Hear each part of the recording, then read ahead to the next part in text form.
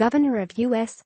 Virgin Islands rises up, issues shocking Trump message as we speak. Democrats and the mainstream media are trying to turn the situation in Puerto Rico into President Donald Trump's version of Hurricane Katrina. Well, one Caribbean leader is not going along with media's script. According to Newsmax, Governor Kenneth Mapp of the U.S. Virgin Islands released a public statement that reaffirmed President Trump's commitment to the territory. It read, "President Donald J. Trump, his White House team, the Federal Emergency Management Agency and our other federal partners have given us tremendous support." Governor Mapp thanked others for their help, including U.S. Virgin Islands native and NBA star Tim Duncan. However, Governor Mapp was also quick to point out that his territory still needs a lot of work.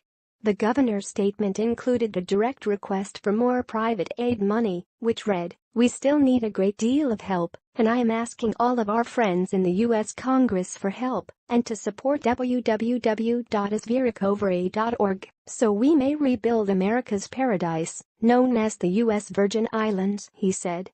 If there was ever a time that the 4 million American citizens living in the Virgin Islands and Puerto Rico need your help, it is now. In reviewing the damage suffered by the U.S. Virgin Islands, it is not hard to see why money and aid is still needed.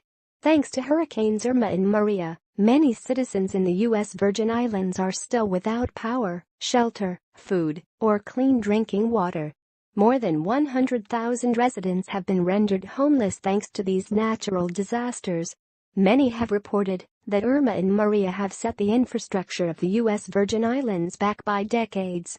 However, according to Governor Mapp, the USV are already on the road towards recovery thanks to the hard work of the Trump administration, which has already been hit by 3 major hurricanes this year. As bad as Puerto Rico is right now, the damage it sustained due to Hurricane Maria was on par with what the USV suffered. There are some key differences that explain why the media is so quick to talk about Puerto Rico and not the U.S. Virgin Islands. On the one hand, Puerto Rico is a larger island and is more densely populated. There are also far more Puerto Ricans living stateside than Virgin Islanders. More importantly, prior to the hurricane, Puerto Rico was in terrible shape. Thanks to decades of corruption and kleptocratic governments, San Juan has an awful infrastructure, and its social services were already at the breaking point before Maria made landfall. Also, for years, Puerto Rico's economy has been in the red and has required numerous American bailouts.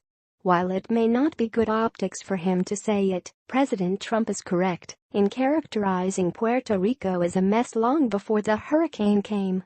Hopefully, the ongoing recovery in the U.S. Virgin Islands will be repeated in Puerto Rico.